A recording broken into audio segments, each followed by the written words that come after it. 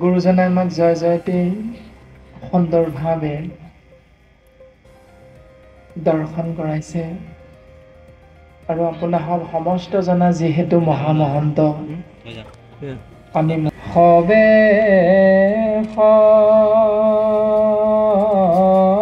ভাষদ মোৰ হহুয়া কৰো মহাভাগত পদ আমাৰ পদত কেহু নধৰিবা দুখ কৃষ্ণ কথা শুনি চিত্ত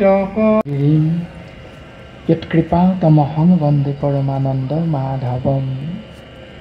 কৃপালু শ্ৰীমন্ত শংকৰদেৱ পৰম গুৰুজনাই সমস্ত জীৱৰ কল্যাণৰ অৰ্থে সৃষ্টি স্থিতি মুকজনে বোবাজনে কথা ক'ব পাৰে। যিজনাৰ কৃপাত পংগু হৈও শিশু হৈও পৰ্বত বগাব পৰাৰ শক্তি লাভ কৰে, সেইজন সৰ্বশক্তিমান ঈশতত্বৰ চৰণত পৰম আনন্দৰ গৰাকী মাধৱৰ চৰণ কমলত কৃপালু গুৰুজনাই সেৱা নিবেদন কৰিছে আৰু দশম স্কন্ধ মহাভাগৱত পদবন্ধে আগবঢ়াইছে। পৰীক্ষিতৰ কৃষ্ণ জন্ম বিষয়ক প্ৰশ্ন। বসুদেৱ দৈৱকীৰ বিবাহ। হেৰা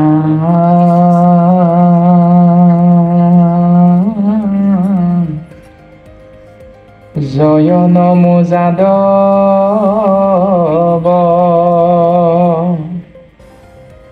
মাধৱ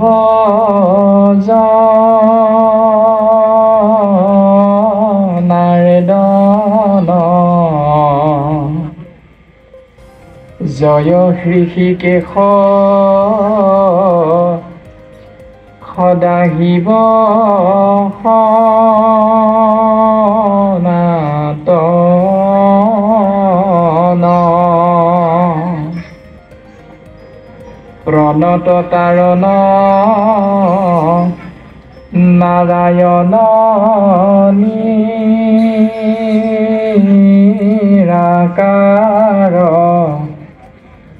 কৃষ্ণৰ চৰণে কোটি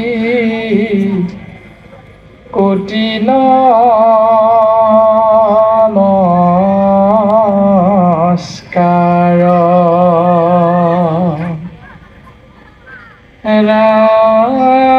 ভাগৱতৰ অমৃতময় ৰস হ'ল কৃষ্ণ নাম, যিটো কথা দেৱঋষি নাৰদে ব্যাসদেৱক কৈছে।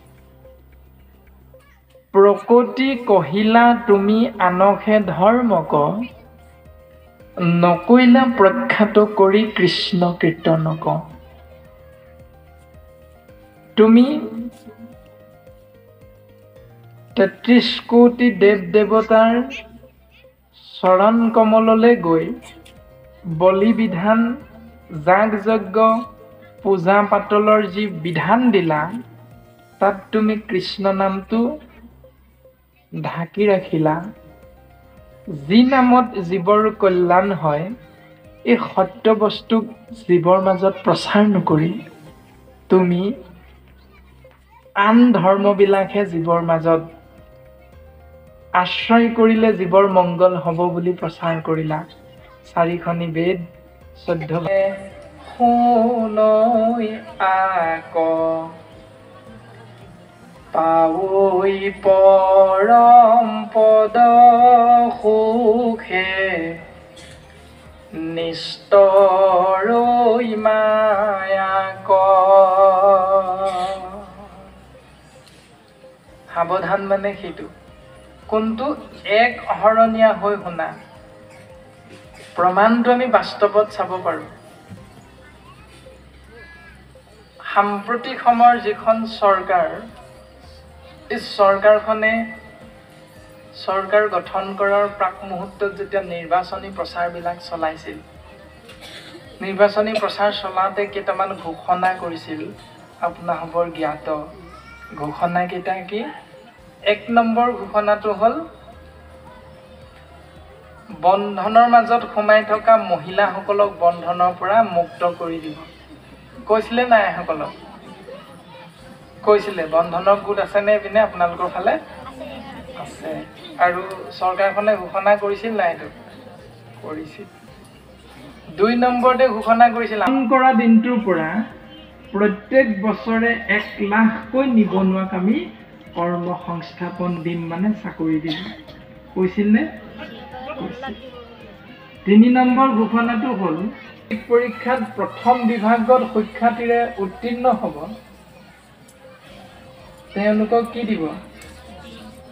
একোখনকৈ স্কুটি দিব। দিছে নাই? দিছে। কৈছিলে নে? নাই কোৱা। চাইকেল এখন দিম বুলি কৈছিলে নি? নাই কোৱা। তাৰমানে একো ঘোষণাই কৰা নাই। দ্বিতীয় বিভাগৰ কোনো মূল্য নাই। চৰকাৰে যিকোনো প্ৰকাৰ মাক পাতিম। আকৌ কৰ্ণ একেবাৰে সোঁহাত দুৰ্যোধনৰ বন্ধু, যাৰ গুৰু হ'ল পৰশুৰাম। কৰ্ণ এক মহান বীৰ, যাৰ লগত আছে কবচ কুণ্ডল। সেই কবচ কুণ্ডল থকালৈকে কৰ্ণ কিন্তু অজেয়, অপৰাজেয়, যাৰ মৃত্যু নহয়। তো দুৰ্যোধন মহাবিপাঙত পৰিছে, কাক সেনাপতি পাতিম? আৰু অশ্বত্থামাক সেনাপতি পাতিবলৈ লৈ নাম ঘোষণা কৰোঁ প্ৰাক মুহূৰ্ততে স্বয়ং যদুকুলৰ শিৰোমণি কৃষ্ণদেৱ আহি তাত উপস্থিত হৈছে।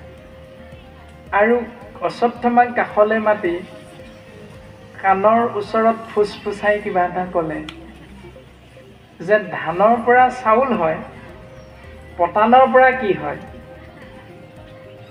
অশ্বত্থামাই শুনা নুশুনাকৈ কথাটো বুজা নুবুজাকৈ থাকিল। এইষাৰ কৈ বোলে মই এতিয়া সভাৰ পৰা বিদায়হে মাগিছোঁ, এইবুলি কৃষ্ণদেৱ ওলাই গুচি গ'ল।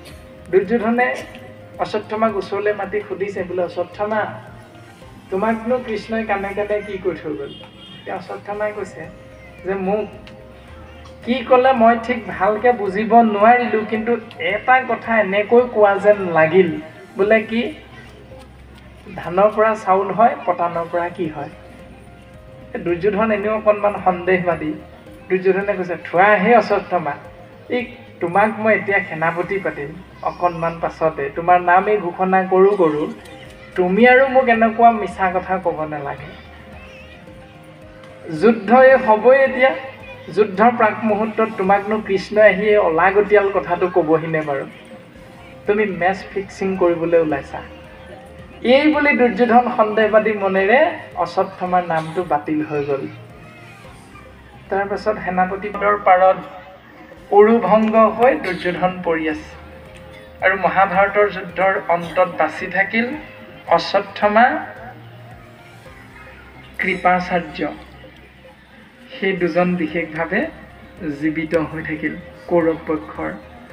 আৰু সেই দুজন দুৰ্যোধনৰ ওচৰলৈ গ'লত অশ্বত্থামাই কৈছে, বোলে সখা দুৰ্যোধন, তুমি যদি মোক তেতিয়াই সেনাপতি পাতিলাহেঁতেন, আজি তোমাৰ এই পৰ্যায় হ'বলৈ মই কেতিয়াও নিদিলোহেঁতেন।